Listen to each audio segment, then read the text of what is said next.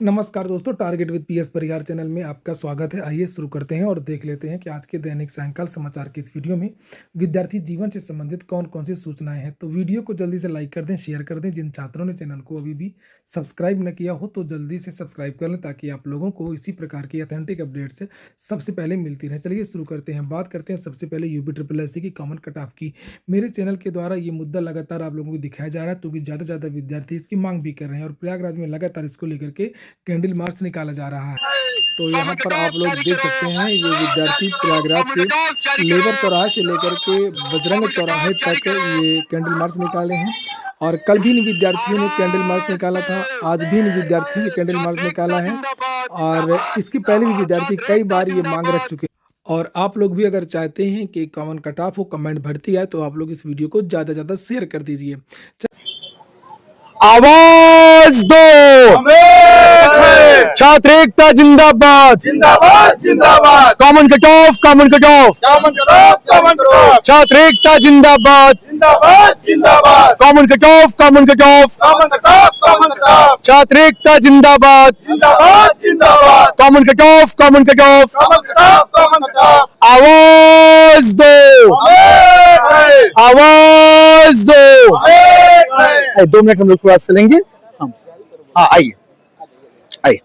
Common cut off जारी करो जारी करो, जारी करो। कॉमन कट ऑफ जारी करो जारी करो छात्र एकता जिंदाबाद जिंदाबाद जिंदाबाद छात्र एकता जिंदाबाद जिंदाबाद जिंदाबाद छात्र एकता किया कि जो भी भर्ती लाई जाए उस भर्ती में कॉमन कट ऑफ के थ्रू ही लिया जाए, क्योंकि बहुत सारे बच्चों को कम मार्क्स या अधिक मार्क्स मिले होते हैं और बहुत सारे बच्चे उस समय सीरियस नहीं थे, क्योंकि उनको पता भी नहीं था कि परीक्षा का सिस्टम जिस हिसाब से फेल्योर तरीके से चल रहा है उससे लोगों को बड़ी सारे कंफ्यूजन थे। तो हम लोग एक ही मांग कर रहे हैं कि कॉमन कट ऑफ जारी किया जाए, संयुक्त भर्ती प्रणाली लाई जाए और साथ में सारी भर्तियों। तो ये देखा आप लोगों ने, प्रतियोगी छात्र बहुत सारे थे और ये संयुक्त प्रतियोगी छात्र हुंकार मंच के पंकज पांडे थे, जिनको अभी आपने सुना। और यहाँ पर इनकी प्रमुख मांगे आप देख सकते हैं, common cut off, UP PET. और अब हम बात करते हैं यूपी ट्रिपल एससी की, कि यूपी ट्रिपल एससी से कौन कौन सी भर्तियाँ आ सकती। तो यूपी ट्रिपल एससी से जो आने वाली भर्तियाँ हैं उनमें से आपकी पहले तो लोअर की दिख रही है, लोअर की भर्ती है। और एक है आपकी एएसओ की भर्ती है, एक है आपकी एजीटीए की भर्ती है, एक भर्ती है आपकी स्टेनो की भर्ती है। ये 3-4 भर्तियां हैं जो जिनकी विज्ञापन लगभग बन करके तैयार हैं। जनवरी के महीने में भी हो सकता है कि 1-2 विज्ञापन और जारी हों। लेखपाल भर्ती में कहीं कोई दिक्कत नहीं है।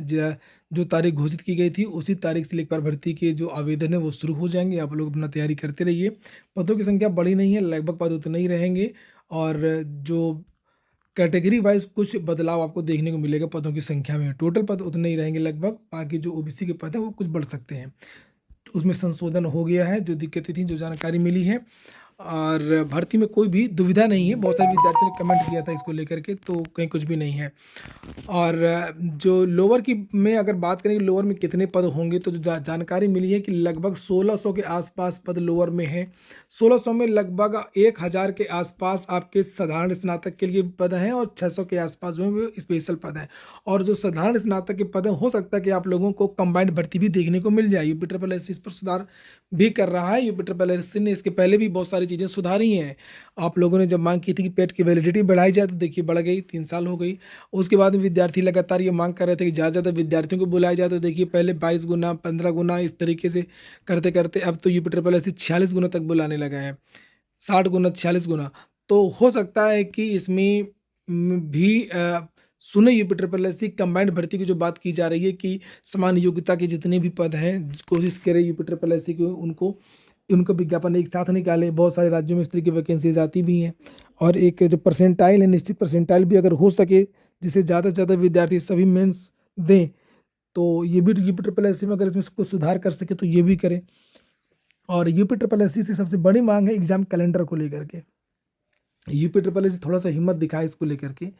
हालांकि कुछ मजबूरियां हैं, यूपी ट्रिपल एससी पूरी तरीके से स्वतंत्र नहीं है वो, और वो शासन के निर्देश दिशा पर वो बदलता रहता है। कभी किसी के भर्ती को आगे बढ़ा देगा, कभी किसी को घटा देगा। इसी कुछ छुपाने के लिए वो एग्जाम कैलेंडर जारी नहीं करता है। नहीं तो एग्जाम कैलेंडर जारी कर देगा तो फिर एग्जाम कैलेंडर के हिसाब से चीज़ें, कुछ चीज़ों को चलाना पड़ेगा। उसमें आज़ादी खत्म हो जाएगी भाई। पहले ये विज्ञापन निकलना था, इसका रिजल्ट आना था, तो ये कैसे आगे पीछे हो गया, तो इसकी वजह से नहीं कर रहा है, लेकिन करना चाहिए। यूपी ट्रिपल एस छात्रों के लिए बना है और छात्रों के हितों के लिए जितना ज़्यादा ज़्यादा चीज़ें होती हो सकती हैं वो करना चाहिए। बहुत सारे राज्य कैलेंडर निकालते हैं, बहुत सारे भर्ती बोर्ड निकालते हैं, केवल यही एक आध ऐसे अपवाद हैं यूपी ट्रिपल एस के जो एग्ज़ाम कैलेंडर अपना जारी नहीं करते हैं।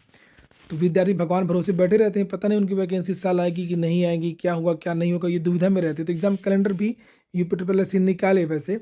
और अगली जो एक और वायरल सूचना है वो है 11 साल से एमबीबीएस फर्स्ट ईयर में पढ़ रहा है ये छात्र। ये देखिए, ये आज ही की खबर है, ये हिंदुस्तान समाचार 27 तारीख गोरखपुर, यहाँ पर ये नीचे ये न्यूज है। और लिखा क्या है कि बीआरडी मेडिकल कॉलेज में 11 साल से एक छात्र एमबीबीएस प्रथम वर्ष की पढ़ाई कर रहा है। 2014 बैच का छात्र 11 साल बाद भी पहले वर्ष की परीक्षा पास नहीं कर पाया है। छात्र से पूरा कॉलेज परेशान है, हाथ पैर जोड़ रहा है, भाई खाली कर दे हॉस्टल। नहीं, तुमको हम पढ़ाएंगे, हम खर्चा देंगे, नहीं, वो छोड़ ही नहीं रहा है। लिखा है कि सीपीएमटी के जरिए अनुसूचित जाति के कोटे में दाखिला लेने वाला यह छात्र ना तो परीक्षा दे रहा है और ना ही हॉस्टल छोड़ रहा है। ये देखिए लिखा हुआ है। और इस मामले में कोई ठोस फैसला, कॉलेज प्रशासन भी इस मामले में कोई ठोस फैसला नहीं ले पा रहा है। छात्र आजमगढ़ का रहने वाला, उसके पिताजी दरोगा हैं। वर्ष 2014 में उसने एससी कोटे में प्रवेश लिया है। ये देखिए, अब कौन बोलेगा। और मेडिकल कॉलेज के हॉस्टल में रहते हुए छात्र ने एमबीबीएस के पहले वर्ष के लिए सिर्फ एक बार परीक्षा दी थी। उसके बाद में सभी पेपरों में वो चारों खाने चित हो गया। उसके बाद वह लगातार परीक्षा से दूर भाग रहा है। शिक्षकों ने उसे अलग से विशेष पढ़ाई कराने का ऑफर दिया है। हम तुमको दूसरी पढ़ाई करवा देंगे, तुम आराम से पास कर लोगे, तुम बीबीए कर लो, तुम एमबीबीए कर लो, ये कर लो, वो कर लो, कहीं कुछ नहीं। लेकिन छात्र को लेकर के हॉस्टल के वार्डन ने कॉलेज प्रशासन को 6 दफे पत्र लिखा। उसके कारण दूसरे छात्रों को हो रही समस्याओं से अवगत कराया। प्राचार्य डॉक्टर राम कुमार जायसवाल ने बताया कि छात्र के बैचमेट बहुत पीछे रह गए हैं अपने बैचमेट से, और कॉलेज प्रशासन ने उसे कई बार समझाने की कोशिश की, लेकिन वह जिद पर अड़ा है। उसे अलग से पढ़ाई कराने का ऑफर भी दिया गया, कई तरीके का ऑफर दिए गए हैं। हॉस्टल का फ़ायदा उठाते हुए वो रहता है, अपना खाता है और कॉलेज नहीं छोड़ रहा, वहीं रहता है और एग्ज़ाम भी नहीं देता है। वैसे नियम तो ये है कि 11 साल, वो 9 साल के अंदर एमबीबीएस का कोर्स पूरा कर लेना चाहिए और एक सेमेस्टर वो 4 साल के अंदर पूरा कर लेना चाहिए। लेकिन पता नहीं कैसे गड़बड़ी हो रही है, कहाँ पे चूक हो रही है, क्या चीज़ें हो रही हैं, और ये सब कुछ फेल है। लिखा बीआरडी मेडिकल कॉलेज का जो प्रशासन है उसकी लाचारी है, वो दुविधा में फंसा है। लेकिन ऐसे ऐसे छात्र कभी कभी आ जाते हैं जो पूरे कॉलेज के नियम कानून पूरे देश के बदलवा देते हैं, और इस छात्र की वजह से हो सकता है कि नियम कानून अब कुछ बदला जाए। तो आप लोग क्या कहेंगे इस दशा में, ये जो चीज़ें हो रही हैं इसको लेकर के आप लोग क्या कहेंगे, कमेंट करिए। ये हो गया आज का वीडियो। पूरा वीडियो सुनने के लिए बहुत बहुत धन्यवाद। शुभ रात्रि।